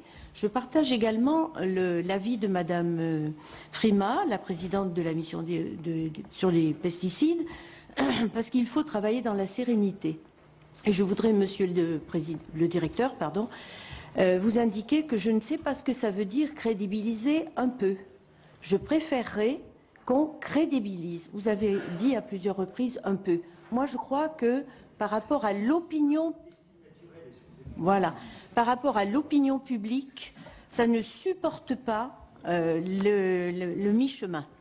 Il faut que ces études soient crédibilisées, ce qui suppose que vous ayez les moyens de travailler. Et en particulier, par rapport aux experts, vous venez de nous donner des informations concernant le choix que vous faites, les mesures de précaution que vous prenez, c'est très bien, mais j'ai bien entendu que il y a besoin de faire sauter le plafond d'emploi de l'ANSES pour sécuriser effectivement les études que vous avez amenées dans l'optique de la santé et de ces mesures. Alors, je n'ai pas de questions, mais je vais conseiller à nos collègues et à l'opinion publique de lire l'excellent rapport qui a été fait par Madame Frima et Nicole Bonnefoy et les recommandations qui sont faites concernant notamment l'indépendance des études, concernant les lanceurs d'alerte, concernant l'évaluation des perturbateurs endocriniens, etc., de façon à ce que, à partir de cette étude-là, nous puissions travailler avec les scientifiques et les politiques de façon à faire progresser ce domaine qui est éminemment délicat. Merci, Monsieur Dantec. Oui, je crois on peut considérer, si on est un petit peu provocateur, qu'au final, l'étude du professeur Serralini a atteint au moins 90 à 95% de ses objectifs, qui étaient de forcer la puissance publique à engager les études nécessaires. Et finalement, ce qu'a cherché Serralini, ça n'est que ce qu'on retrouve dans les conclusions d'un certain nombre d'études précédentes de l'ANSES. Reprenez sur le site de l'ANSES les avis sur le soja, OGM et autres, c'est-à-dire ce qui avait amené l'ANSES à dire non à la mise en culture en disant qu'il n'y avait pas les résultats, donc on ne pouvait pas le faire. Et Seralini a cherché finalement ce que l'ANSES avait pointé comme absence. Et le coup de tonnerre médiatique, mais donc on voit bien qu'il y a nécessité de passer par la case média, fait qu'aujourd'hui, enfin, la puissance publique va commander à l'ANSES ou au niveau européen, il faut voir comment tout ça va s'articuler. Enfin, la recherche de niveau de rigueur scientifique et de financement qui va permettre de répondre à la question. Donc moi, ma question à partir de là, c'est de dire comment se fait-il finalement qu'on ait besoin de passer par la case Seralini. C'est-à-dire, on parle de l'indépendance aujourd'hui, entre guillemets, des agences. Mais là, on voit bien qu'on a une agence qui émet des avis extrêmement développés sur les lacunes aujourd'hui des études existantes sur les OGM, qui dit on ne peut pas autoriser, vu ce qu'on a comme études, donc il nous faudrait ça, ça et ça. Mais ces avis d'agence de l'ANSES n'ont pas été suivis d'effet par l'État, puisque l'État n'a pas dit en lisant le rapport sur le soja, par exemple, en disant effectivement on vous donne l'argent, Bercy débloque les crédits, on lève le plafond d'emploi. Non, il ne s'est rien passé du tout. Et il a fallu que Seralini revienne pour qu'enfin on essaye de répondre à la question qui était parfaitement connue et cadrée dans les avis précédents de l'ANSES. Donc moi, ma question, elle est vraiment là-dessus, de dire, à votre avis, alors je ne sais pas quelle est votre capacité de donner un avis totalement circonstanciel là-dessus, comment ça se fait finalement que la chaîne ne fonctionne pas. C'est-à-dire que l'avis de l'agence disant on n'a pas les éléments pour autoriser ne soit pas suivi de la part de l'État, des puissances publiques, voire des industriels, des études nécessaires. Et donc, ce qui veut bien dire que le système tel qu'il est aujourd'hui n'est pas satisfaisant. Merci. Madame Schillinger. Merci, Monsieur le Président. Monsieur le Directeur, tout d'abord, je tenais à vous remercier d'avoir changé le classement du bisphénol A. Vous l'avez donc classé en dangerosité, donc j'apprécie beaucoup, puisqu'étant donné que j'étais rapporteur, c'était vraiment un plus. Moi, ma question va surtout au niveau européen. Maintenant, on a remarqué sur différents rapports concernant la santé publique. La santé publique, c'est vrai que vous prononcez rarement ces mots. Comment au niveau européen vous pouvez faire pression, parce que maintenant il y a quand même des doutes, il y a un flou complet sur tout ce qui est OGM, l'importation, la production. Quand il y a flou, on devrait stopper la production, trouver d'autres moyens, puisque c'est vrai qu'on sait qu'il y a des cancers, il y a une augmentation de Parkinson, il y a plein de maladies qui sont développées. Donc moi en plus, au niveau du citoyen lambda, il y a une vraie cacophonie. On s'en sort plus. Il n'y a pas un seul jour où dans la presse, on ne développe pas des angoisses. Il y va aussi, donc aussi au niveau de la recherche. Donnons-nous les moyens au niveau mondial, puisque c'est vrai, aujourd'hui, c'est quand même l'économie. L'économie est mise en avant par rapport à la santé publique. Je trouve ça vraiment honteux, parce que c'est vrai qu'il y va de notre jeunesse qui suit. Donc comment pouvons-nous se donner les moyens pour que aussi l'Europe nous écoute et que nos députés européens portent ces sujets en n'ayant pas de lobby. Merci. Merci. Monsieur Vaugrenard. Oui, ils ont été portés au niveau européen, mais c'est très compliqué et Marie-Noëlle Yelman l'évoquait tout à l'heure. Brièvement, moi j'ai le sentiment que nous sommes confrontés à deux éléments qui sont un peu contradictoires et malheureusement habituels. D'un côté, la crainte et la peur de plus en plus fortes aujourd'hui peuvent être utilisées, pas toujours, mais peuvent être utilisées à des raisons politiques ou à des fins politiques. Ça arrive. D'un autre côté, ça arrive également, il peut y avoir le monde de l'agroalimentaire ou de la grande industrie qui, pour des raisons de profit à court terme et au mépris de la santé publique, utilise des choses qu'ils ne devraient pas utiliser. Et donc, moi je souhaite que pour des raisons de santé publique, là encore, ce soit la raison qui l'emporte sur la peur ou sur la crainte qui trop souvent sont utilisées pour le très court terme et éventuellement aussi pour vendre du papier. Donc, pour me faire aussi ma propre opinion, même si j'ai bien entendu les propos tenus par le directeur, il me semble qu'il serait intéressant, alors est-ce que c'est possible, envisageable, d'auditionner aussi le professeur Serralini.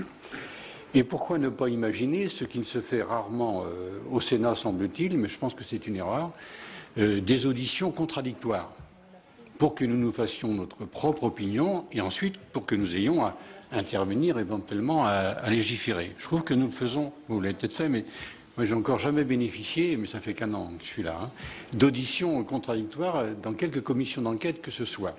Enfin, pour terminer, s'il s'avère aujourd'hui ou s'il s'avérait demain que le professeur Serralini a utilisé les médias mauvais escient, à ce moment-là, comment cela se passe? Est-ce qu'il y a des recours juridiques qui existent? Parce que la manière d'utiliser les médias et la communication à des fins qui n'ont pas forcément grand-chose à voir, éventuellement, je suis prudent, à la santé publique, sur la santé publique et les craintes et la peur que ça engendre ensuite, c'est condamnable. Et à ce moment-là, quel recours juridique y a-t-il? Dans cette hypothèse, bien entendu. Sinon, c'est toujours des interrogations un peu partout et nous ne savons pas trop où nous allons. Donc la question, j'en ai bien conscience, messieurs les présidents de commission, ne s'adresse pas seulement au directeur, mais aussi un peu à nous-mêmes. Merci, monsieur Huré. Oui, moi, dans un premier temps, je voudrais remercier le directeur pour la clarté de l'exposé, la grande expertise, l'humilité dans le propos et la prudence. Donc l'aspect non passionné. Et c'est important dans ce domaine. Et on met tout de suite en regard l'importance qu'il y a à avoir les moyens financiers dédiés à cette recherche et à cette expertise-là.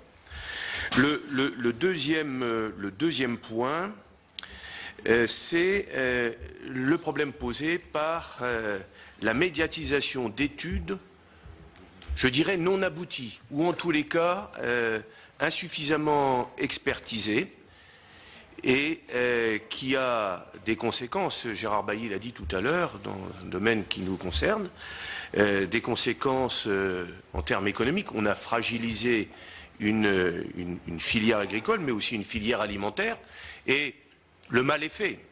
On ne retrouvera pas la communication ni l'intérêt des médias pour corriger cela. Le troisième point, et c'est un peu en écho à mon prédécesseur dans les interventions, au regard de la surmédiatisation de cette étude de M. Serralini, n'est-on pas là dans le cadre de l'article 120 et suivant du Code de la consommation, et qui va jusqu'à manipuler le concept du dénigrement? Et je pense que ça pourrait être cela qu'il faudrait mettre en regard. On ne peut pas impunément donner une médiatisation à des recherches qui ne sont pas abouties, qui ne sont pas vérifiées, qui ne sont pas confrontées, etc. Voilà. Merci. Non, mais vous faites sans doute allusion à l'affaire du concombre, mais...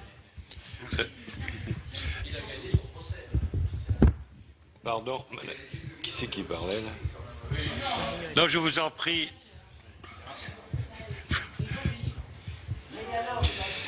Non.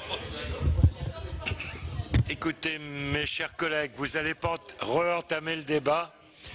Nous avons la chance d'avoir le directeur de l'ANSES avec nous et le professeur...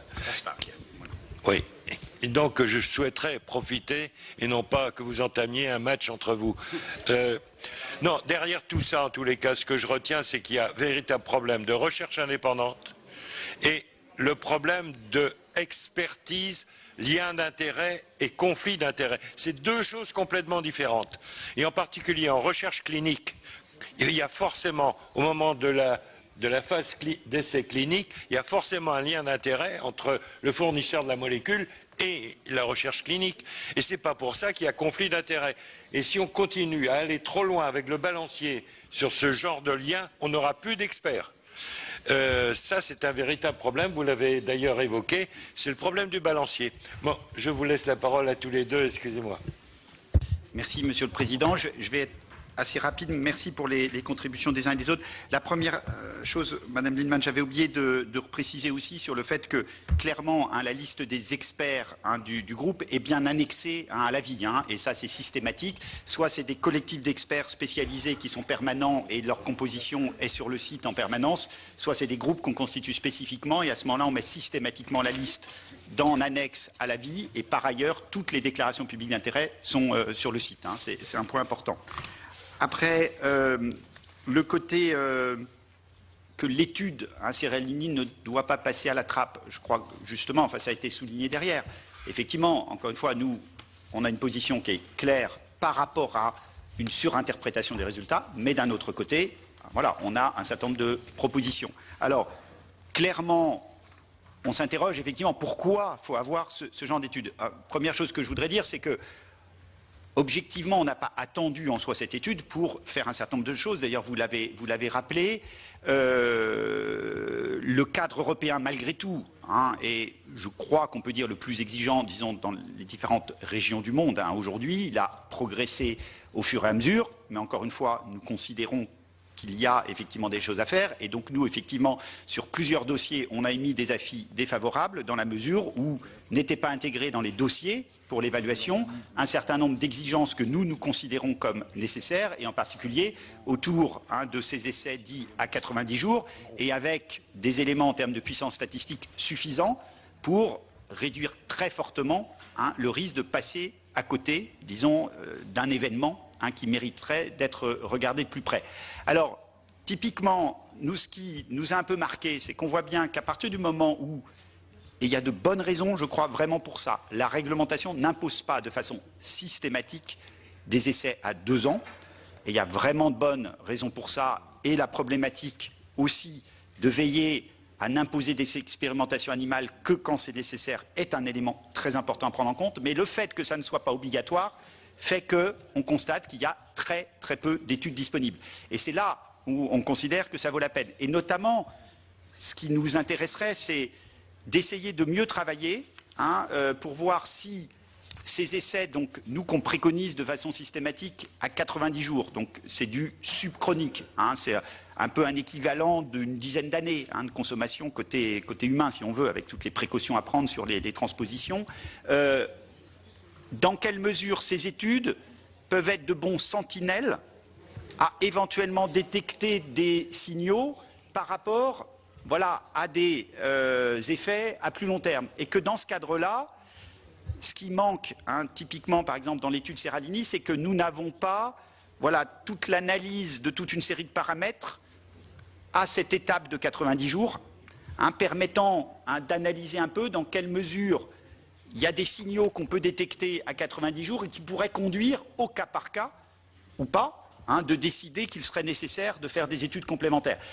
Non, mais en termes de raisonnement, c'est d'essayer de voir quelles sont les méthodes alternatives à des essais systématiques de très long terme sur toute la durée de la vie qui permettent de réduire très fortement le risque de passer à côté d'un signal qui pourrait se manifester dans le temps. Donc ça fait typiquement partie des questionnements sur lesquels on souhaiterait travailler avec d'autres à la mise en place de protocoles très élaborés, bien définir les objectifs qu'on poursuit et d'avoir vraiment une méthodologie qui correspond bien à la réalisation de ces objectifs. Donc c'est effectivement dans ce cadre-là que la capacité à pouvoir mobiliser effectivement des fonds sur un certain nombre d'études d'envergure, parce que nous paraît un complément utile pour crédibiliser, et vous avez tout à fait raison, pas un peu, je suis tout à fait d'accord, on doit être extrêmement, disons, strict et ferme sur tout ce qui peut conduire à créer ou à recréer la confiance, puisque c'est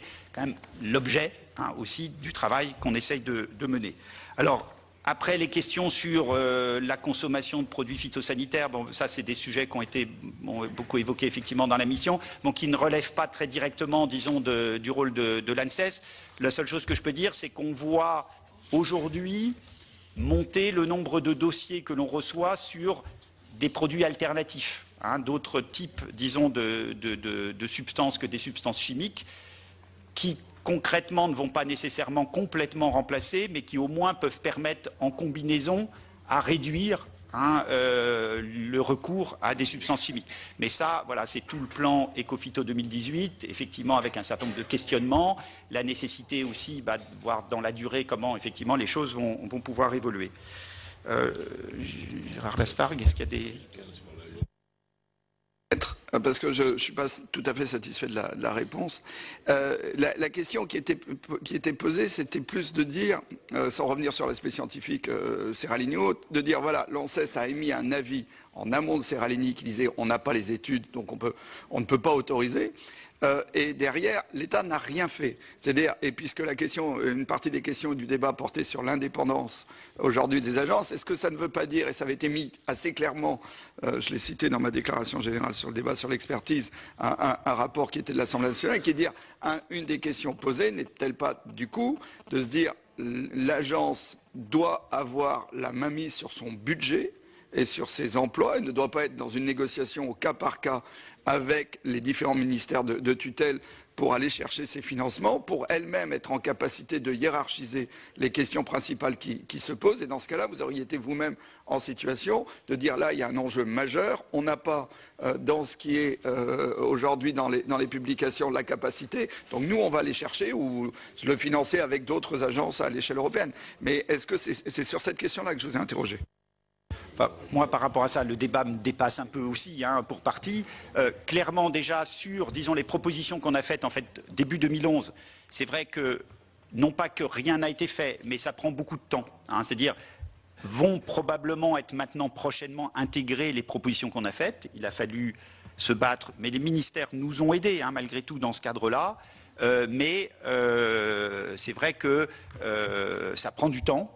Et qu'on est à peu près 2 ans plus tard et que l'intégration dans le cadre réglementaire n'a pas encore été complètement réalisée. Après, pour ce qui est des financements, moi je peux difficilement, disons, répondre par rapport à ça. Ce que je peux honnêtement dire aujourd'hui, c'est effectivement le contexte budgétaire est complexe.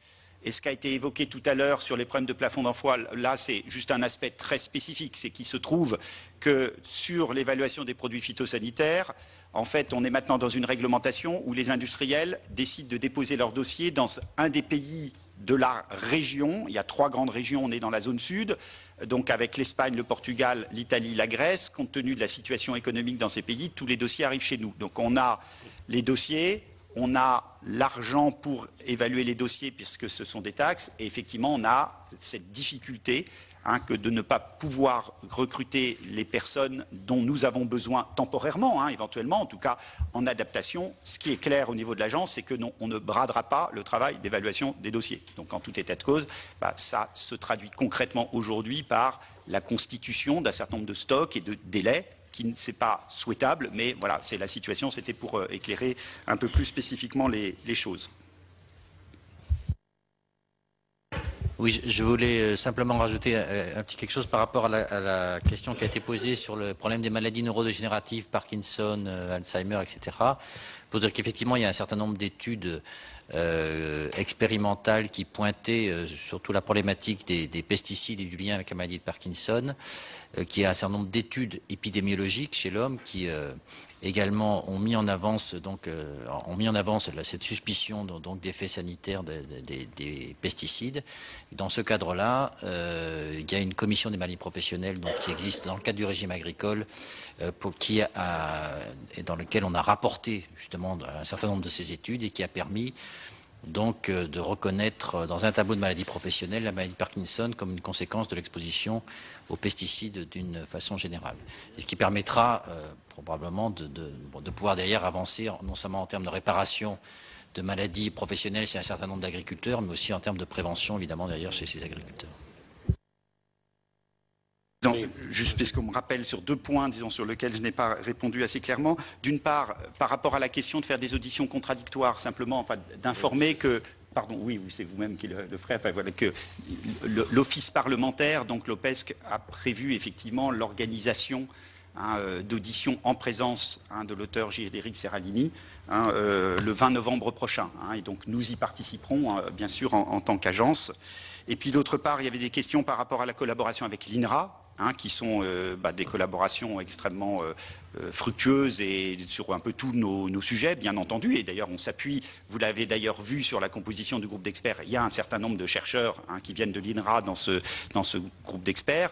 Après, voilà, nous, en tant qu'agence, on n'est pas donneur d'ordre vis-à-vis de l'INRA à leur dire « faut que vous fassiez sur vos propres budgets telle étude ». On peut bien sûr discuter, on peut échanger, mais c'est vrai que, et il y a eu une interview d'ailleurs du président de l'INRA qui voilà, disait que ce n'était pas forcément, disons, de leur ressort, et c'est là où justement le débat est intéressant pour voir comment clarifier le rôle des uns et des autres sur la réalisation de ce type d'études d'envergure, qui encore une fois sur un plan strictement scientifique n'est pas forcément spontanément les types, disons, de travaux de recherche que mènent en priorité les équipes de recherche d'un organisme comme l'INRA. Ça ne veut pas dire qu'ils ne travaillent pas sur des enjeux sanitaires, mais c'est vrai que là, on est sur des grosses études qui sont cadrées par des protocoles extrêmement précis.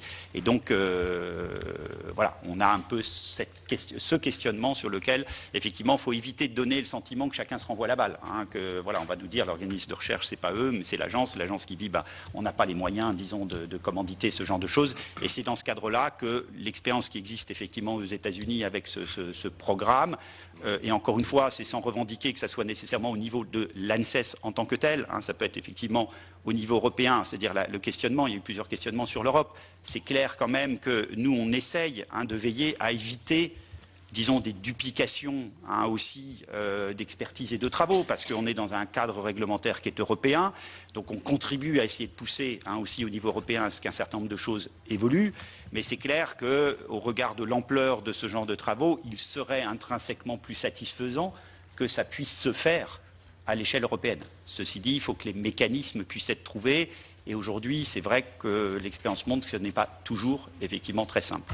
Monsieur le Président, vous n'avez pas répondu à ma question sur les chercheurs de l'Université d'Aston, en Angleterre, qui demandent à l'Europe d'arrêter d'analyser séparément les phytosanitaires et qui met en cause l'effet cocktail et l'effet durée aussi d'analyse.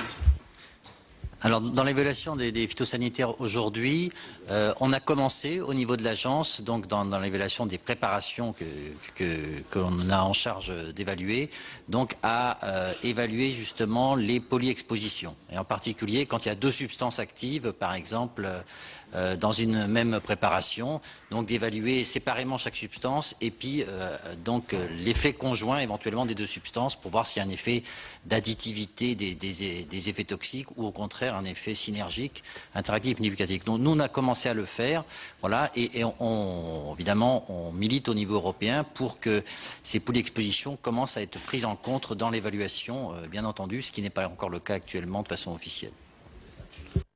Merci.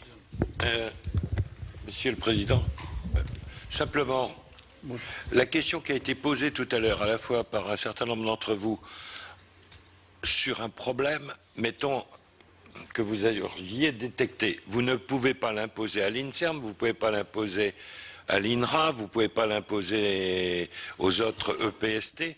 Alors, comment on peut s'en sortir si vous aviez détecté par une méta-analyse un problème sérieux ou un risque sérieux? Je ne vois pas quel est le système, le parcours de décision. Alors, d'une part, donc, nous, on a dans les avis qu'on émet, on émet éventuellement un certain nombre de recommandations de recherche, par exemple. Donc, ces recommandations, bon, elles sont rendues publiques. Éventuellement, donc, on les porte ensuite, par exemple, dans le système des alliances. On a des liens avec Avisan et Alenvi en particulier. Donc, c'est des lieux où, effectivement, on peut simplement... On voit bien l'échelle de temps n'est évidemment pas la même. Et c'est une des raisons pour lesquelles on considère qu'il serait, encore une fois, pertinent de pouvoir, dans des cas particuliers, avoir un mécanisme qui nous permet nous-mêmes de mobiliser. Mais d'une façon générale, dans le cas habituel, eh bien, voilà, on va exprimer un certain nombre de besoins, ça va s'inscrire effectivement dans le cadre des discussions. On a des relations évidemment avec l'ANR, l'Agence nationale de la recherche également, mais voilà, on a un peu une question d'échelle de temps. Je rajoute aussi qu'on a au sein de l'agence un peu de crédit pour faire réaliser un certain nombre d'études et de recherches, mais pas du tout pour des études de cette ampleur. C'est-à-dire, on soutient un certain nombre de projets de recherche à 200 000 euros, 300 000 euros, et c'est utile. Sur les effets cocktails, par exemple, on soutient un certain nombre de projets dans le cadre d'appels d'offres ouverts, et ça, c'est une bonne chose. Et c'est vraiment des bons stimulants, vraiment très ciblés sur des travaux qui visent à mieux documenter des impacts sanitaires de tel ou tel type de dossier.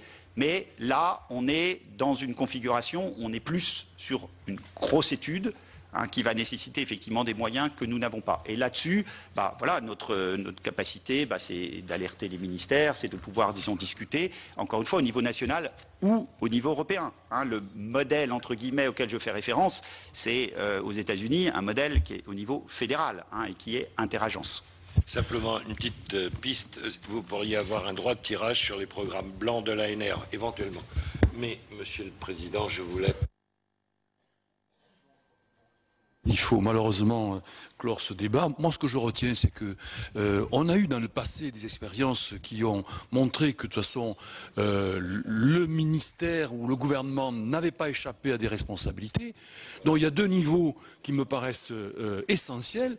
C'est de trouver donc la possibilité d'aller à l'échelon européen, parce que c'est un petit peu ridicule de voir plusieurs pays se lancer dans des dépenses qui sont sur les mêmes sujets. Et deuxièmement, je pense que ces agences, vos agences, je crois qu'il n'y a pas d'autre solution que d'alerter le ministère concerné, le ministère de la Santé, et celui-ci doit prendre ses responsabilités quant à, premièrement, débloquer des crédits nécessaires spécifiques s'il estime que notre pays a une spécificité face au danger, et deuxièmement, trouver la solution pour coordonner l'action européenne. On tourne autour du pot, mais on a eu dans le passé des ministres condamnés, dont je ne pense pas qu'on puisse échapper à la responsabilité politique aux trois niveaux. Au niveau de prendre en considération le rapport de l'agence, c'est-à-dire du lanceur d'alerte, de le prendre en compte pour la possibilité de débloquer des finances, et troisièmement, de faire son affaire, de créer le réseau européen nécessaire pour qu'on puisse travailler ensemble et répartir ensemble. Et nous aurons à revoir ces trois problèmes dans le cadre du projet qui a été proposé à la Commission, sur lequel aujourd'hui on a trouvé une véritable dimension qu'on n'avait pas toujours évoquée lorsqu'on a discuté de ce projet. Voilà ce que je voulais dire. Merci en tous les cas à vous deux d'être venus ce matin nous éclairer. Merci. Marc Mortureux, le directeur général de l'ANSES, l'Agence nationale de sécurité sanitaire, était donc auditionné hier par la Commission des affaires économiques du Sénat. Une audition qui portait sur l'avis émis par son agence concernant l'étude du professeur Seralini sur les effets à long terme des OGM. Très bonne journée à tous sur Public Sénat.